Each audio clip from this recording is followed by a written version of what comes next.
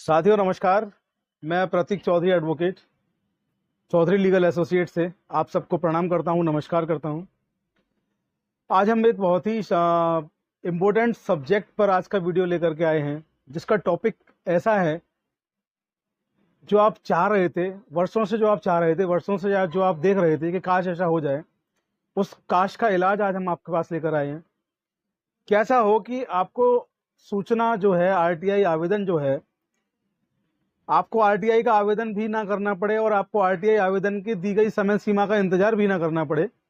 आप सीधे सूचना प्राप्त कर पाएं, तुरंत प्राप्त कर पाएं, तत्काल प्राप्त कर पाएं। अगर ऐसा हो जाए तो कैसा हो? जी हाँ, आज हम इसी पे बात करेंगे। आज हम आपके लिए लेकर आए हैं एक कानून जिसको आम भाषा में कहा जाता है आरटीआई का बाप। आज का विषय बहुत ही इंपॉर्टेंट, बहुत ही महत्वपूर्ण। मैं आप सब लोगों से एक निवेदन करना चाहूंगा कि वीडियो को आप पूरा देखें, स्किप ना करें, आगे पीछे करके ना देखें, अन्यथा आपकी समझ में नहीं आएगा और आप लोगों के सवाल छूट जाएंगे। वीडियो को पूरा देखें।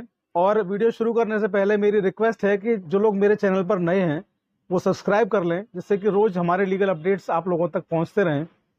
मैक्सिमम शेयर करें, ज़्यादा से ज़्यादा शेयर करें, जिससे कि एक ज़रूरतमंद आदमी की मदद आपके जरिए हो सके, मेरे जरिए हो सके, मैं जो वीडियो बना रहा हूँ उस आम आदमी तक पहुंचे, उसकी मदद हो सके। इस महत्वपूर्ण काम में आप एक चेन का सिस्टम निभा सकें, इसलिए शेयर करिए। चलिए ज़्यादा समय ना लेते हुए आज शुरू करते हैं आज का वीडियो। आज का जो हम टॉपिक लेकर आए हैं वो हम लेकर आए हैं एक इतना इम्पोर्टेंट टॉपिक।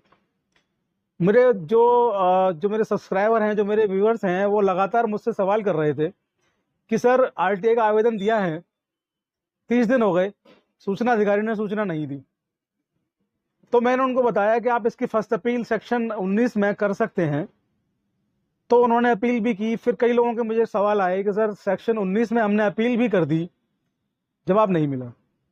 तो मैंने कहा आपके पास आखिरी विकल्प सूचना अधिकार अधिनियम के तहत जो बचता है, लास्ट ऑप्शन जिसको कहते हैं, वो अंतिम अपील जो राज्य सूचना आयोग या केंद्रीय सूचना आयोग में होती है। आपके पास विकल्प बचता है राज्य सूचना आयोग या केंद्रीय सूचना आयोग में जाकर के अपील फाइल करने का। बहुत सारे लोगों ने अपील फाइल कर रखी है, लेकिन आयोगों में सूचना अधिकार अधिनियम के तहत इतनी भीड़ इकट्ठा हो चुकी है, राज्य सूचना आयोग हो या केंद्रीय सूचना आयोग हो, इतनी लंबी पेंडेंसी है कि साल साल, 2 साल, 2.5 साल, 3 सालों में नंबर आ रहे हैं। तो इतने लंबे समय में सूचना मिलना जो है, सूचना अधिकार का कहीं ना कहीं दम घुट रहा है इन चीज़ों से। सूचना समय पर ना मिलना ये बहुत ही एक गंभीर विषय है। और कई बार माननीय सुप्रीम कोर्ट ने भी कहा है कि न्याय में देरी होना अन्याय के समान है। इसलिए हम आज आपके पास लेकर के आए हैं एक ऐसा कानून जो आपके पास था, वर्षों से था, लेकिन आपको एहसास नहीं था, आपको पता नहीं था। हमने बहुत मेहनत करके बड़े प्रयासों से इसको खोजा है, आज आपसे डिस्कस कर रहे हैं। जी हाँ, हम बात कर रहे हैं भारतीय साक्ष्य अधिनियम की, जो आपने सुना होगा इंडियन एविडेंस एक्ट इसको कहते हैं। लंबे समय से भारतीय न्याय प्रणाली में अपनी महत्वपूर्ण भूमिका निभाता चला आ रहा है। किसी भी केस का निस्तारण होने से पहले कोर्ट में जो गवाही होती है वो इंडियन एविडेंस एक्ट के तहत होती है। कोई भी केस में गवाह बनता है वो इंडियन एविडेंस एक्ट के तहत बनता है। इंडियन एविडेंस एक्ट भारतीय जो न्याय व्यवस्था है उसका महत्वपूर्ण हिस्सा है। इंडियन एविडेंस एक्ट का सेक्शन 74 ये कहता है कि कोई भी व्यक्ति, कोई भी सरकारी व्यक्ति किसी कार्य को करने के दौरान जो डॉक्यूमेंट इकट्ठे करता है या जो डॉक्यूमेंट को बनाता है, वे डॉक्यूमेंट जनरल डॉक्यूमेंट कहलाएंगे। सुन लीजिए फिर से, सेक्शन 74 इंडियन एविडेंस एक्ट भारतीय साक्ष्य अधिनियम के तहत जो भी कर्मचारी या अधिकारी कोई डॉक्यूमेंट किसी से कलेक्ट कर रहा है या बना रहा है, वो सारे डॉक्यूमेंट जनरल डॉक्यूमेंट कहलाएंगे। और जनरल डॉक्यूमेंट जो हैं वो आपके सूचना अधिकार के दायरे में भी आते हैं और यहाँ भी आते हैं। तो जनरल डॉक्यूमेंट जो है, जो आपको विभाग से चाहिए, सूचना अधिकार में जाकर के आपको लगता है कि टाइम ज्यादा वेस्ट होने वाला है, तो आप भारतीय साक्ष्य अधिनियम की धारा 76 सेक्शन 76 में जाकर के आप संबंधित जो भी विभाग है आपका, उसमें एक आवेदन कर सकते हैं। आप सादा कागज पे फॉर्मेट पे सेवा में श्रीमान लिख करके उनसे कहिए कि मुझे ये सूचना चाहिए। धारा 76 भारतीय साक्ष्य अधिनियम के तहत आवेदन आपको लिखना होगा और आप अपनी जो सूचना आप चाहते हैं, जो कागज आप चाहते हैं, वो उनसे मांग लीजिए। संबंधित अथॉरिटी को वो सूचना आपको तत्काल रूप से, तुरंत, त्वरित, फास्ट रूप से आपको प्रदान करनी होगी, उसी वक्त आपको प्रदान करनी होगी। इसके लिए जो संबंधित शुल्क जो बताया गया है वो 5 रुपये बताया गया है। और मैं आपको यहाँ बता दूं, 5 रुपये जो शुल्क है वो साधारण शुल्क है। साधारण सूचनाएं मिलने में आपको 1 दिन 2 दिन का समय लग सकता है।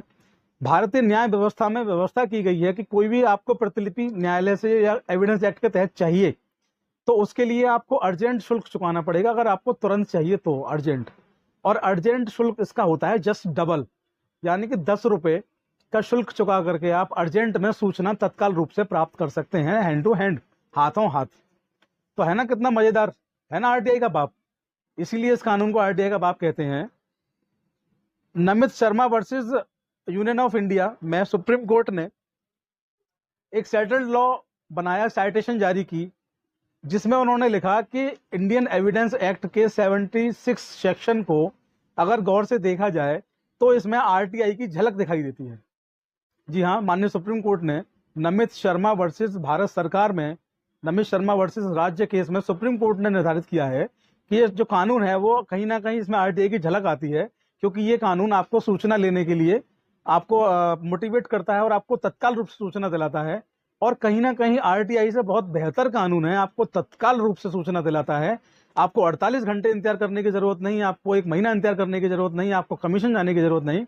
आप शुल्क दीजिए, अर्जेंट शुल्क दीजिए, डबल शुल्क होता है अर्जेंट, केवल 10 रुपये, और आप अर्जेंट शुल्क दे करके अपनी सूचना तत्काल रूप से इस अधिनियम के तहत प्राप्त कर सकते हैं।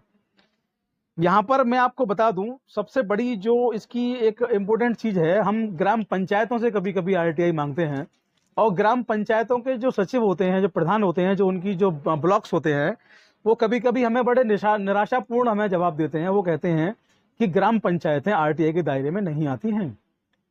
तो मैं यहाँ बता दूं कि उनको कानून का ज्ञान नहीं है, और कानून का ज्ञान ना होने की वजह से वो आपके साथ छल कर रहे हैं, फरेब कर रहे हैं। आप उन्हें बता दीजिए, इंडियन पेनल कोड, भारतीय दंड संहिता की धारा 21 ये प्रावधान करती है, ये बताती है कि कोई भी ग्राम पंचायत जो होगी भारत के अंदर, वो सब जनरल प्लेसेस में मानी जाएगी। वो एक ऐसा प्लेस माना जाएगा जो कानून के दायरे में आता है, जो आरटीआई के दायरे में भी आएगा। तो कोई भी अगर ये कहता है कि आप ग्राम पंचायतें जो हैं वो इसमें नहीं आती हैं आरटीआई के दायरे में, या सूचना नहीं दी जा सकती, या एविडेंस एक्ट के तहत सूचना नहीं दी जा सकती है, तो आप उनको आईपीसी सेक्शन 21 पढ़ने की नसीहत दे दीजिए। उनको पढ़ना तत्काल बहुत आवश्यक है। तो आज के वीडियो में इतना ही। बात तो बहुत कुछ हम कर सकते थे, लेकिन बहुत लंबा वीडियो हो जाएगा।